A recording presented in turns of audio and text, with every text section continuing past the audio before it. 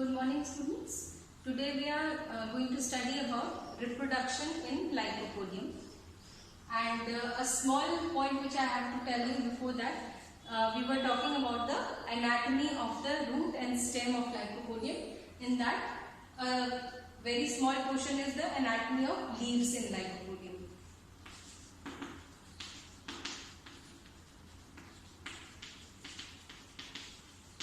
So, in anatomy of leaves, the leaf in outline is a triangular shaped structure, okay, and it is the epidermis. This is the epidermis, and this epidermis is surrounded on the outside by cuticle, and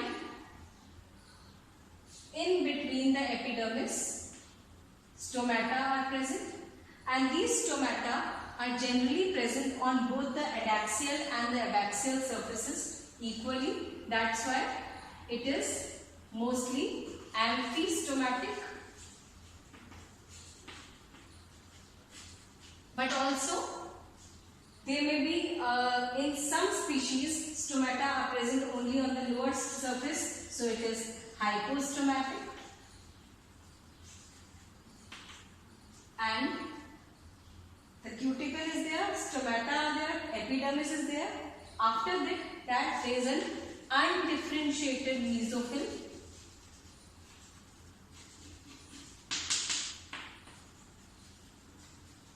which is chlorenchymatous,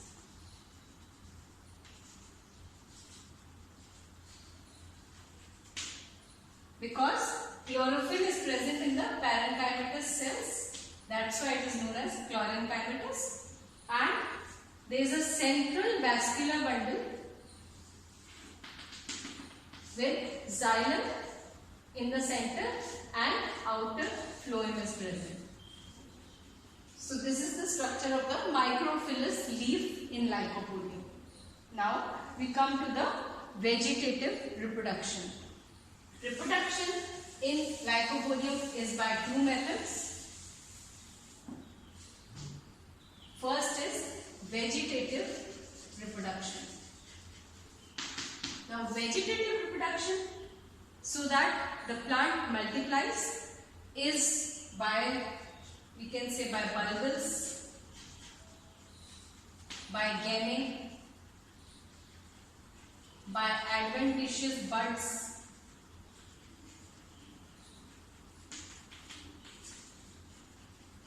by root tubers, and by fragmentation and decay.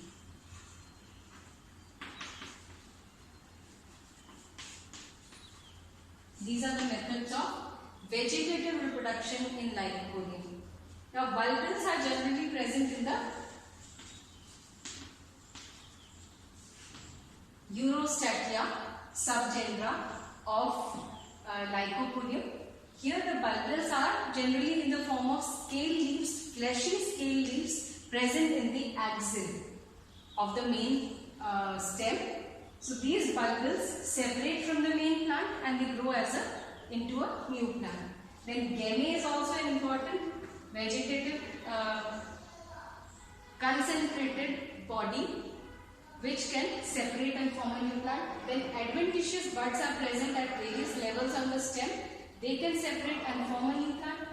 Root tubers, where storage of food material takes place, when they separate from each other they form new plants. And then wherever the plant body decays and breaks up into fragments, a new plant body may be formed. So these are all the methods of vegetative reproduction in Lycopodium. Now the next method, which is sexual reproduction. Lycopodium is a homosporous type of pteridophyte. Now what is the meaning of homosporous?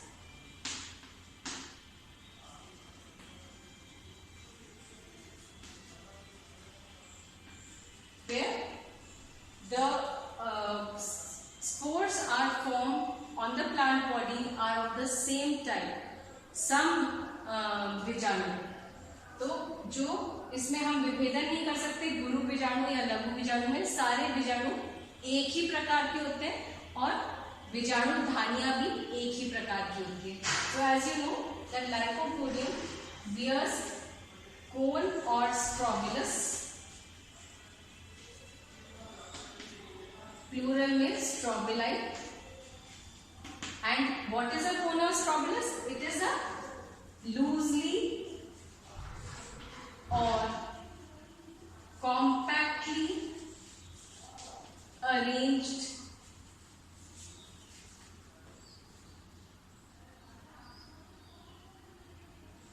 whorl of sporophylls, and these sporophylls, in the axil of the sporophylls sporangia are born, and these sporangia produce spores. So when we draw an LS of the strobilus,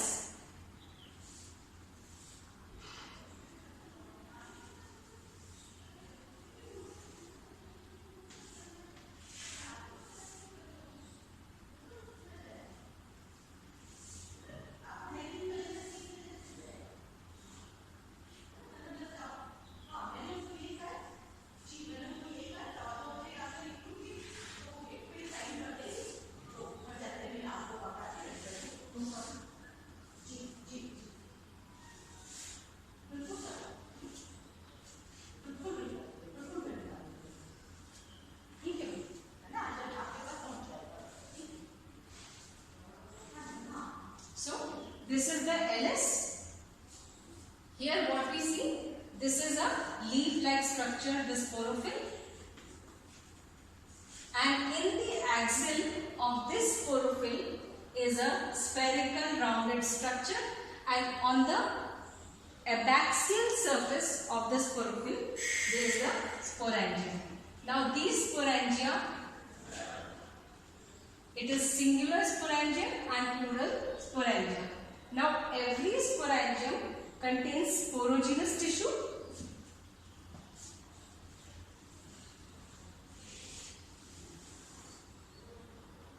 so this is the sporophyll, this is the sporangium. It has sporogenous tissue,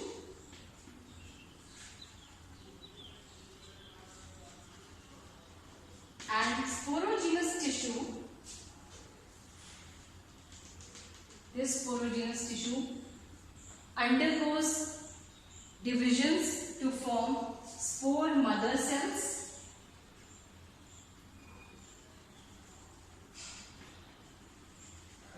now the sporophyll is diploid, the plant body bearing the sporophyll is diploid, it is the sporophyte, the sporogenous tissue is diploid, then spore mother cells are diploid, and the spore mother cells undergo reduction division, अर्धसूत्री विभाजन, जिससे कि spores बनते हैं और वो spores जो होते हैं वो हैप्लॉइड बनते हैं।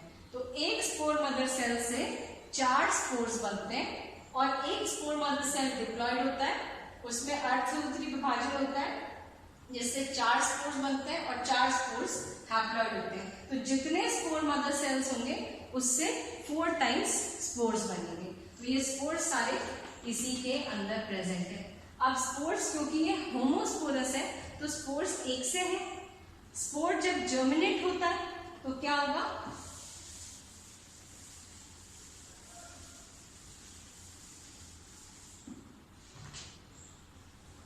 ये स्पोर है जो कि हैप्लॉइड है, ये स्पोर जर्मिनेट होगा।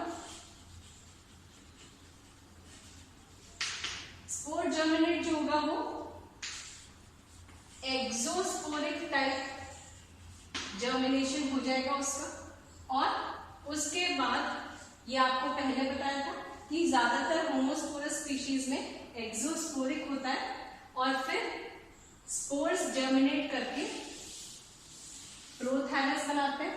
Prothallus is the gametophytic plant, this is also haploid, so this is the first cell of gametophytic generation.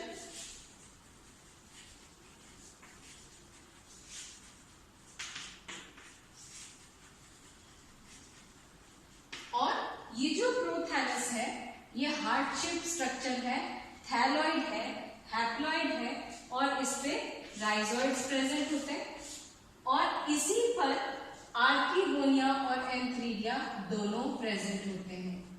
Apex apical notch के पास तो आर्किगोनिया होते हैं और बेस की तरफ एंथ्रीडिया होते हैं। तो ये फीमेल सेक्स ऑर्गन है, ये मेल सेक्स ऑर्गन्स है, ये आर्किगोनिया है, ये एंथ्रीडिया है। तो ये जो प्रोथैलस बना ये मोनोइशियस है। मोनोइशियस को क्या कहते हैं हम लोग? द्विलिंगाश्रयी, मतलब इस पर दोनों नर और मादा जो सेक्स ऑर्गन्स हैं वो दोनों एक ही थैलस पर प्रेजेंट हैं। तो इसके जर्मिनेशन से ये प्रोथैलस बनता है, स्पोर के जर्मिनेशन से। और ये प्रोथैलस हैप्लॉइड है, ये गैमेटोफाइट है और ये जो गैमेटोफाइट है ये इंडिपेंडेंट ऑफ द स्पोरोफाइट है। तो ब्रायोफाइट्स में जो गैमेटोफाइट और स्पोरोफाइट बनते हैं तो वहां ब्रायोफाइट में मेन प्लांट बॉडी गैमेटोफिटिक होता है और स्पोरोफाइट जो बनता है वो डिपेंड करता है गैमेटोफाइट पर। यहाँ टेरिडोफाइट्स में मेन प्लांट बॉडी डिप्लॉयड होता है, स्पोरोफिटिक होता है और गैमेटोफाइट जो बनता है वो भी इंडिपेंडेंट होता है स्पोरोफाइट से। तो ये डिफरेंस है गैमेटोफाइट के ब्रायोफाइट के ऑल्टरनेशन ऑफ जनरेशन और टेरिडोफाइट के ऑल्टरनेशन ऑफ जनरेशंस में। अब ये मोनोशियस है, इस पे female and male sex organs दोनों एक ही थाइमस पर प्रेजेंट है।